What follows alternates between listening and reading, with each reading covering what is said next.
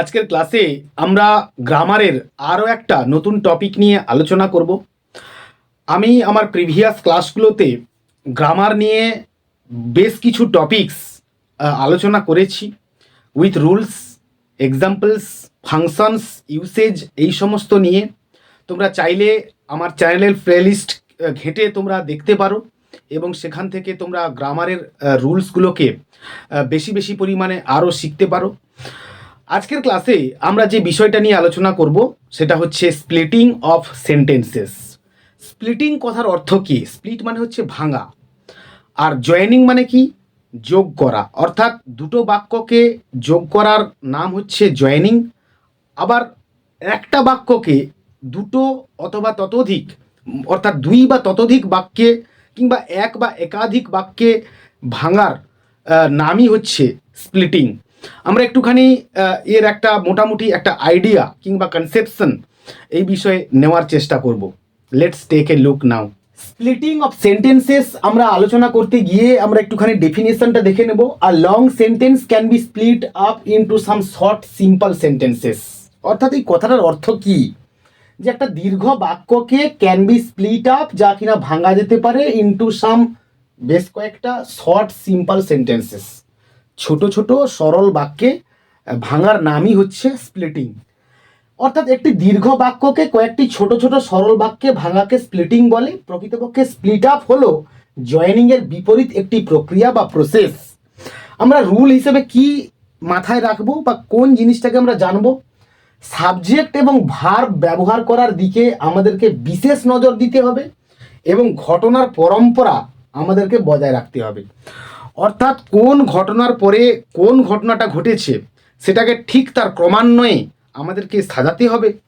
Next আমরা বেশ কিছু এক্সাম্পলস দেখে নেব। আমরা নাম্বার 1-এ চলে আসবো। দেখো, he took a pen and a piece of paper and wrote something on it. তো এটা একটা কম্পাউন্ড সেন্টেন্স, এটাকে আমরা সিম্পল সেন্টেন্সে কয়েকটা সেন্টেন্সে ভাঙবো। দেখো, আমরা নাম্বার 1-এ যে বাক্যটা নিয়েছি হি টুক আ পেন, তার মানে সে প্রথমে একটা পেন নিল, তারপর বলছে and a piece of paper, তার মানে আমরা লিখতে পারি এরকম, he took a piece of paper and wrote something on it. তার মানে আমরা ফাইনাল বাক্যটাকে এভাবে লিখতে পারি যে হি রোট সামথিং অন ইট। তাহলে পেপার আগে ব্যবহার করেছি, সে কারণে এখানে ইট লিখলাম আর পেপার কথাটা লিখলাম না। তো এই হচ্ছে স্প্লিটিংয়ের মোর অর লেস একটা ডেফিনেশন, রুলস এবং এক্সাম্পলস। আমরা আরও বেশ কয়েকটা এক্সাম্পলস একটুখানি এক ঝলক দেখে নেব। নাম্বার 2-তে আমরা চলে আসবো। It is such a good news that I can not believe it. আমরা এটাকে ভাঙলে এরকমই পাবো, it is a very good news but I can not believe it. Number 3-তে আমরা চলে আসবো। As you are a proved liar I can not believe you. তো as you are a proved liar, যেহেতু তুমি একজন প্রমাণিত মিথ্যেবাদী, I can not believe you, আমি তোমাকে বিশ্বাস করতে পারি না। তার মানে আমরা এটাকে ভাঙবো কীরকম, যে you are a proved liar so I can not believe you. Next আমরা নাম্বার 4-এ চলে আসবো, যে being tired by a long walk the traveller sat under a tree.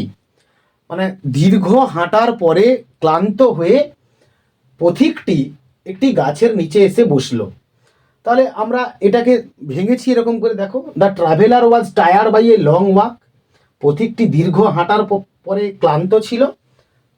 তারপরের বাক্য এরকমই নিয়েছি যে so he sat under a tree. আজকের এই ছোট্ট ক্লাস আমরা এখানেই শেষ করলাম। আমার এই ক্লাস যদি তোমাদের 1% হলেও কাজে লেগে থাকে তো তোমরা অবশ্যই একটা লাইক করো এবং চ্যানেলটাকে সাবস্ক্রাইব করো পরের আরও নতুন নতুন ভিডিও সবার আগে পেতে, এবং বন্ধুদের মধ্যে শেয়ার করো।